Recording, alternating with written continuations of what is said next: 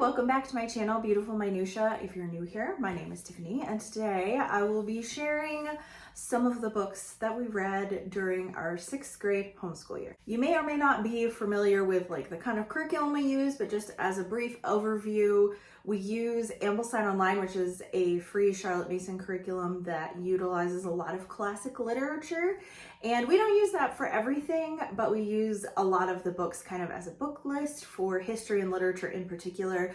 And then we teach language arts, grammar, all that kind of stuff through Brave Writer, which is another literature-based curriculum. So a lot of the books, actually all the books that I'm talking about today, are going to be ones that are from either one of those curriculums because we are a very literature-based homeschool. As you know, since you've been here, I love to read. So my daughter also loves to read, so these kind of curriculums are perfect for us. This is a slight deviation from my normal videos in that it is homeschooling content, but it's also still books, so you may still be very interested in this. So I've got a little stack of books here, and I also have a special guest. Hi, I'm Frank. This is not Frank. This is Oh, Claire. is it? Oh, yeah, right. Okay, we're good. She's on her knees, so she's taller than me right now, but she's actually growing quite a bit. She's only a I'm couple 3 inches inches shorter than you. Yeah, only a few inches shorter than me. So we have here a little stack. We have 5 books, some of which are literature books and some of which are biography/history books. So Claire, would you like to kick us off with your first pick? These are books that she picked as her favorites, by the way. But this is a book about Beethoven. I finished this several weeks before I was supposed to because the writing was so good. I read twice the amount I was supposed to every time. Do you want to tell us a little bit about Beethoven? It doesn't have to be the whole story, but just a little intro to why you liked it, what it's about, kind of a thing. It's about his whole life story as a musician. He was such a good musician that when he goes deaf, which was towards the end of the book. How it happened, I'm not exactly sure, but it started kind of there was a crowd cheering for him after he performed, and then he could hear it ringing in his ears for a super long time afterwards. And I don't know if that's what caused it, but I don't think that's what literally caused it.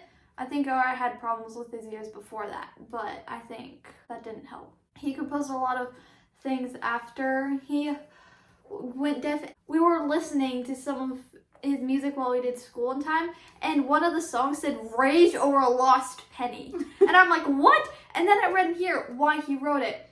Because he was trying to save up money, and back then money was worth more, so even just a penny counted. And so he dropped a penny and it fell down beneath the floor, and then he wrote a song because he got mad. That's hilarious. Yeah. Next is a bit of classic literature that both Claire and I loved. This was a reread for me, but first time for Claire, and that's Oliver Twist by Charles Dickens. And man, did we love this book. This is Claire's very first Dickens, and she loved it so much. And if you have been watching my channel for very long, you know that I love Dickens so much.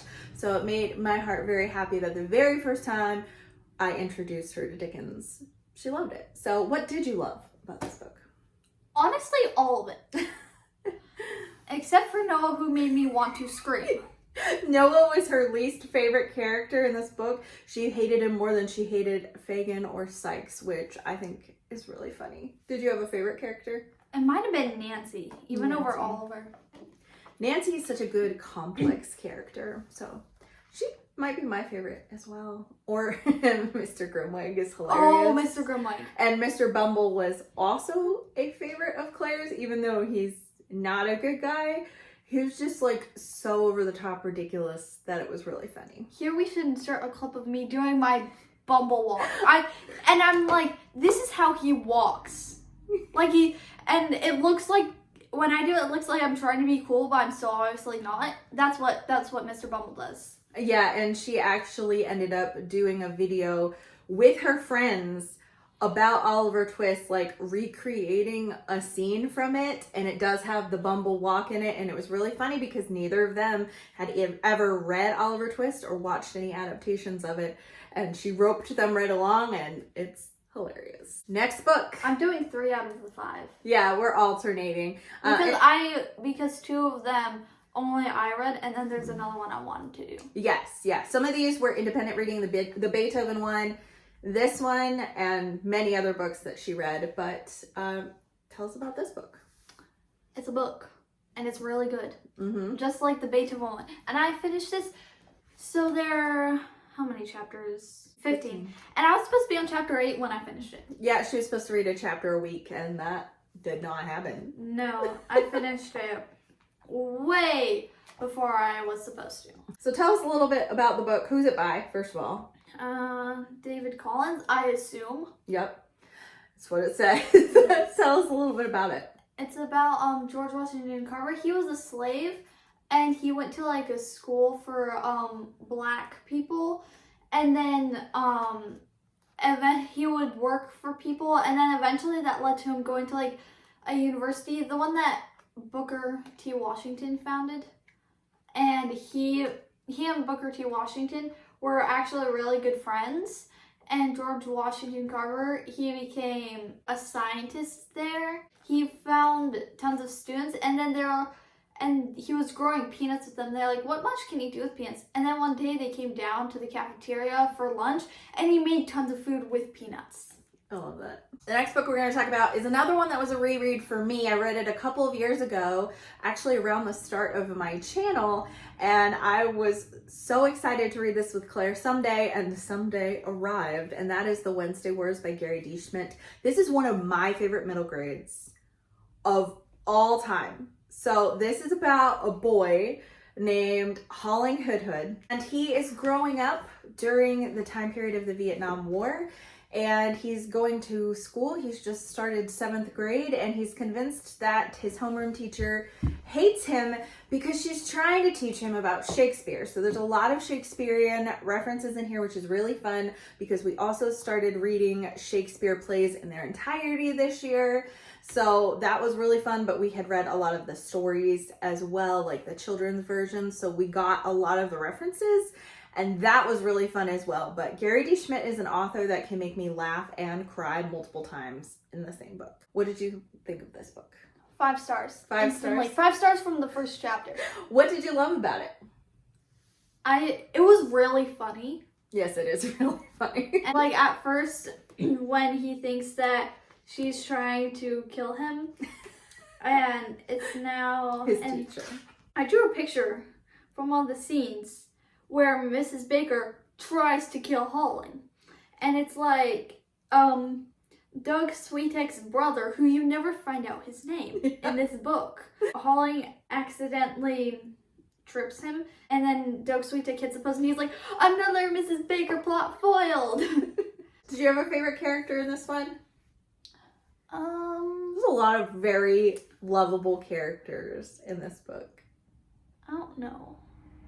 It's hard to choose. Mrs. Baker is a favorite for me. I don't know if she's my very favorite, but I love the teacher. Definitely not Holling's dad. Yeah, not Holling's dad.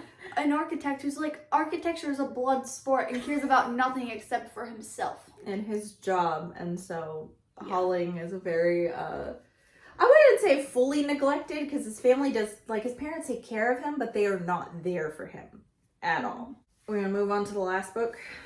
Yeah. I think this might be is this the favorite of the year? Yes! Which is why she saved the best for last. The Phantom Toll Booth by, is it Norton Juster? Yes. Couldn't remember if it was Norton or Norman. It's Norton. Tell us about the Phantom Toll Booth. This was a reread for me also. It's full of different like plays on words. Just so funny. He's on the front actually. He's a watchdog. His name's Talk, right? His name is Talk, but he goes Tick. Yes. And his brother was named Tick, and he talks, so they assumed they both make the same noise, and they named him Talk, but he ended up ticking.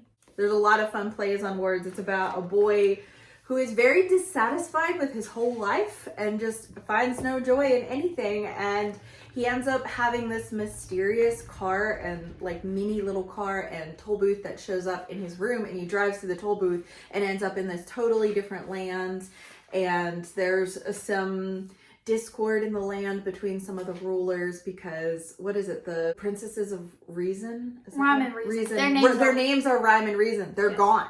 So Rhyme and Reason is gone. And so it's so fun, but also like really thought-provoking as well. Yeah.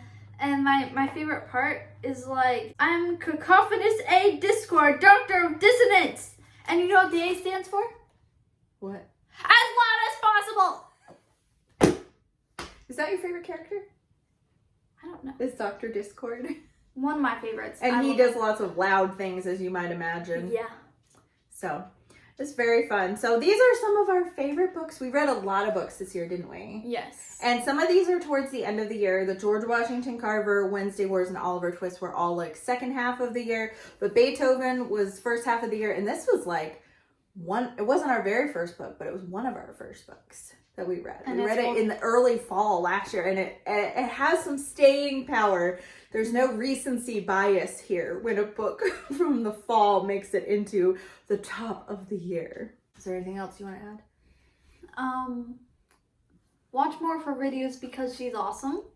Thank you. And we're filming this right before Mother's Day. It's perfect. Yeah, and she is my mother, and I love her. And then also watch more of her videos. And if you don't like her videos, then maybe go to the doctor. There's something wrong with you. Gosh. Anyways, thank you so much for watching. If you like this video, please hit like and also subscribe so you can see more bookish content from me and also more homeschooling content occasionally and occasionally special guests as well. And I will see you again next time.